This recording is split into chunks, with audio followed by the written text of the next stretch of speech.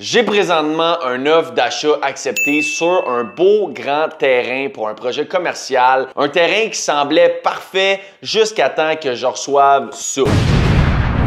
C'est quoi ça? C'est une étude géotechnique de capacité portante du sol et une caractérisation du sol, aussi connue sous le nom de phase 2 environnementale. Donc ça, on va le regarder ensemble dans pas long. Mais pour revenir au terrain, c'est un grand terrain de presque 2 acres situé sur une route super passante avec un débit de circulation journalier de 11 000.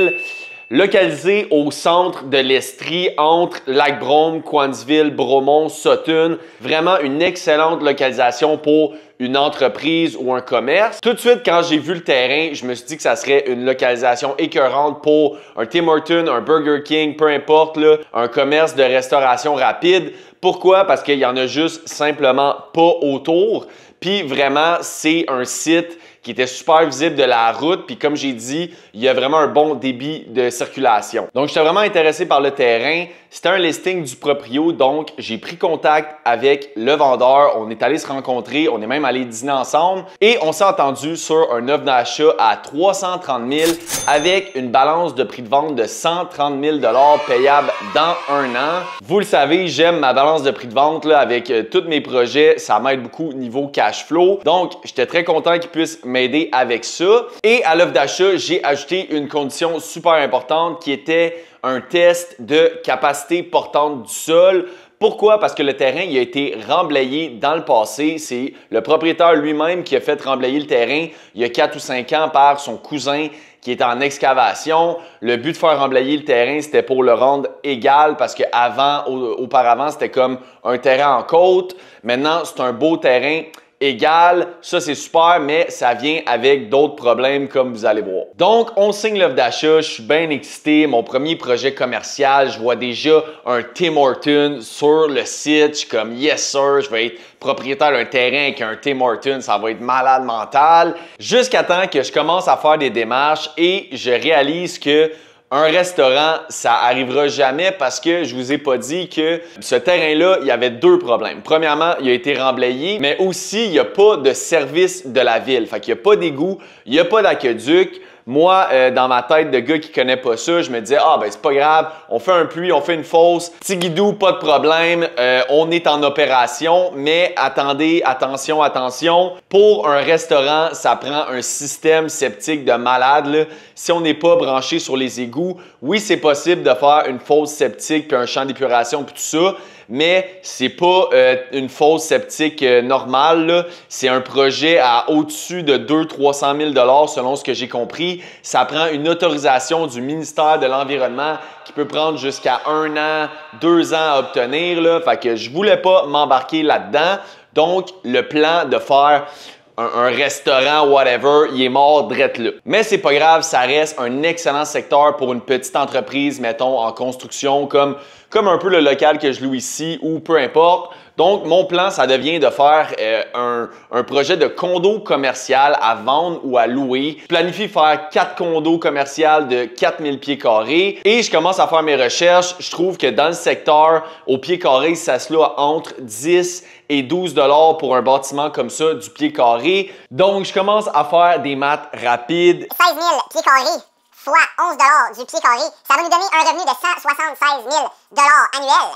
À ça, on soustrait à peu près 30 de dépenses, on va dire, pour un commerce de même. Donc, des dépenses de 30 ça, c'est 53 000 $ en dépenses. Ça va nous donner un beau revenu net de 123 000 $ de revenu net. Bon, là-dessus, si on décide de mettre un cap rate de 6 ça voudrait dire que notre bâtisse, une fois construit, vaut environ 2 millions de dollars. Donc, un bâtiment de 2 millions de dollars, si on est capable de respecter ça. Et on se rappelle, mon terrain coûte 330 000 $. Donc, il me reste à environ 1,7 million de dollars pour construire ça, faire un profit. C'est très rapide, mais je me dis jamais en 1000 ans, un bâtiment de même coûte 1,7 million. Mais anyway, assez de chiffres. Vous avez compris le principe. Tu sais, il y a un potentiel avec le projet, c'est certain. Je parle même du projet avec du monde que je connais. J'ai du monde qui sont prêts à investir avec moi dans le projet. Et écoute, ça va bien, c'est facile l'immobilier. Tout roule jusqu'à temps que je reçoive la conclusion de notre rapport juste ici. On va regarder le rapport en détail dans quelques instants, mais en gros, la conclusion finale du rapport, c'est qu'on ne peut pas faire une fondation conventionnelle sur ce terrain-là. Le sol, il est trop mou, il n'est pas assez compact et pour pouvoir faire le bâtiment que j'aimerais faire, ça prendrait des pieux. Donc, rapidement, j'ai essayé de faire une recherche à savoir combien ça coûterait mettre des pieux pour une bâtisse de même et je me suis rendu à l'évidence que c'est extrêmement cher. On parle de peut-être 500 000 pour une bâtisse de 16 000 pieds carrés. Donc, évidemment, ça n'a aucun bon sens. Le terrain, il est hot, mais on n'est quand même pas au centre-ville de Montréal, là. Fait que c'est sûr que ça ne marche pas, 500 000 de pieux là-dessus. Donc, c'est là où j'en suis. Je suis un petit peu dans une impasse, comme on dit. J'essaie de voir des alternatives pour le projet. D'ailleurs, si vous avez des idées, mettez-les dans les commentaires. Je suis preneur. L'affaire qui rend ça encore plus plate, c'est que pour faire ce rapport-là, évidemment, c'était pas gratuit. Ça l'a coûté, préparez-vous, 15 200 $, faire l'étude, le rapport, les forages, etc. Bon, heureusement, c'est pas tout moi qui paye, c'est 50-50 avec le vendeur du terrain, mais quand même, dépenser 7 600 $ pour un terrain que tu n'achètes même pas, c'est plate en maudit. Bon, oui, déjà, c'est mieux parce que j'ai pas encore acheté le terrain puis je suis en connaissance de cause, mais j'essaie quand même de trouver une solution créative de faire fonctionner tout ça. Donc, voilà, there you go, you have it. C'est l'histoire complète de mon épopée avec ce terrain-là. Maintenant, je vais vous expliquer un petit peu plus comment le terrain est fait pour que vous compreniez la situation. On va regarder le rapport ensemble et pour vous expliquer tout ça, quoi de mieux qu'un dessin. Donc, ici, c'est une vue d'oiseau du terrain, puis on a la route ici. C'est un terrain de 70 000 pieds carrés et tout autour, on voit comme une falaise qui descend. Puis surtout au fond, là, ici, je vous dirais que ça descend de quasiment 15 pieds. Puis ensuite de ça, le sol redevient plat, là. Juste ici au fond. Si on regarde le terrain d'ici, disons qu'on est là, puis qu'on regarde dans cette direction-là, voici ce qu'on voit. Donc de côté, ça ressemble à quelque chose comme ça. On a le niveau de la rue qui descend et on peut voir qu'il y a une falaise partout autour du terrain qui descend de, comme je vous ai dit, d'à peu près 15 à 20 pieds. Puis tout ça, ben, ça a été, c'est droit ici sur le terrain, mais la rue, elle descend. Fait que tout ça ici, ça a été remblayé avec du remblai, comme de la terre, que des compagnies d'excavation comme lui ici sont venus porter, puis sont venus étendre sur le terrain au fil des années. Bon, ça, vous allez me dire, ben c'est cool, ça veut dire que notre terrain, il est droit. Donc oui, ça, c'est une bonne affaire, mais malheureusement, vu que ça n'a pas juste été des bons matériaux comme du sable ou de la pierre qui ont été mis là et que ça n'a pas été compacté à chaque étage, ben malheureusement, ça fait que le sol qui est en dessous de notre terrain est très mou. Fait que nous, ce qu'on a fait, c'est qu'on est allé prendre une compagnie qui nous a fait... wow! Quel beau dessin. Ils nous ont fait un test où ils ont pris une carotte ou un... Une carotte, c'est quoi? Ah, j'ai pas le mot me vient pas, là, mais une carotte. Là. Ils ont pris un échantillon de la terre. C'est quoi ta barouette? Un forage. Donc, ils ont fait un forage et on est allé voir à chaque hauteur c'était quoi la composition du sol et c'est ça qu'on retrouve dans notre fameux rapport.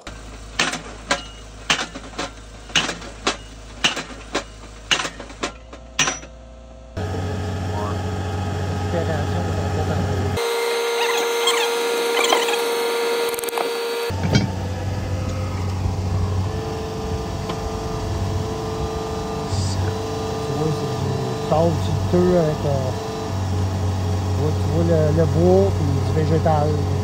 Même de la bande, ça c'est le végétal? Ben, non. Oui, il y en a du végétal. On voit juste la couleur, ben, c'est du bois. Ok, ouais. Donc, voici notre étude, voici notre test de forage. C'est un document de 86 pages, on ne le passera pas tout au complet, mais je vais vous montrer les parties que je trouve les plus intéressantes. Pour commencer, ici, on a la map de où est-ce que les forages ont été pris. Donc, nous, dans notre cas, on a fait 3 forages. Forage 1, forage 2, forage 3 et je les ai pris, ça c'est une implantation comme préliminaire de la bâtisse que j'aimerais construire, puis on les a pris dans ces sections-là. Puis ensuite de ça, pour chaque forage, comme pour le forage numéro 1 ici, on a ce qu'on appelle le rapport de forage. Bon, ça c'est le rapport de notre premier forage ici. Et comment ça fonctionne, c'est qu'à gauche, on a la profondeur en mètres. Donc ici, on a une échelle qu'on peut suivre. C'est sur 3 pages, on s'en va jusqu'à 9,5 mètres à la fin, donc de 0 à 9,5 mètres. Et à droite de ça, on a la description, donc on a le type de matière qu'on retrouve à chaque profondeur et on a aussi l'indice N. L'indice N, ça de la façon que je le comprends, c'est le niveau de compaction du sol. Ce qu'on m'a expliqué, c'est que plus le chiffre est élevé pour l'indice N, plus le sol est compact. Puis ça, ben nous autres, c'est ça qu'on veut, un sol compact, là. Fait que le rapport commence à 0,5 mètres. On est dans du sable silteux avec un peu de gravier. Et là, on voit qu'on est quand même compact. On est à 7, 9, 10, 12, ce qui est assez normal. Et après ça, bon, à 1 mètre, on est encore assez compact, 17, 17, 14. Puis on voit qu'à 1 mètre 30, on est à 50. Pourquoi 50? Parce qu'on a pogné un refus sur un morceau de béton. Donc, on a pogné un morceau de béton à 1,3 mètres. C'est pour ça que c'était compact comme ça. Ensuite, on continue et on se rend jusqu'à 2,5 mètres. Prochaine chose intéressante, ici, on retrouve un morceau de styromousse avec des débris de béton. Fait que là, qu'est-ce que ça nous indique ici? Bien, ça l'indique que c'était pas juste du beau remblai qu'ils ont mis là, c'était mélangé avec quelques débris. Puis là, justement, on tombe sur un morceau de styromousse à 2,5 mètres. Ensuite de ça, on continue et là, à partir de 3,5 mètres, ben, on tombe vraiment dans du mou 4, 2, 1, 3, 0, 1, 4, 1. Fait que ça, c'est tous des scores vraiment bas de 3,5 mètres jusqu'à, mettons, 5,5 mètres. Et ensuite de ça, ben, dans le coin de 5 mètres 75, ben, on trouve des morceaux de briques. Donc, c'est pour ça qu'on a un score un peu plus élevé. Mais là, voilà, on retrouve de la brique. Et, mettons, à partir de 6 mètres 65 ici, ben là, on trouve du sable. Fait que là, du sable, c'est une bonne matière. Là, ça se compacte bien. Fait que généralement, c'est un bon signe, mais c'est du sable silteux avec un peu de gravier et encore une fois, c'est pas super compact. Ça se transforme en sable beige et finalement en sable et gravier qui devient vraiment plus compact vers le fond de notre excavation. Mais ici, on est rendu à 9 mètres et on termine notre forage à 9,5 mètres avec la présence de roc. Donc, on a établi ici sur ce forage-là que le roc se retrouve à 9,5 mètres. Si on revient à notre map, ce que ça veut dire, c'est qu'ici, le roc se retrouve à 9,5 mètres. Ensuite de ça, ben, on a nos rapports de forage pour chacun des 3 forages.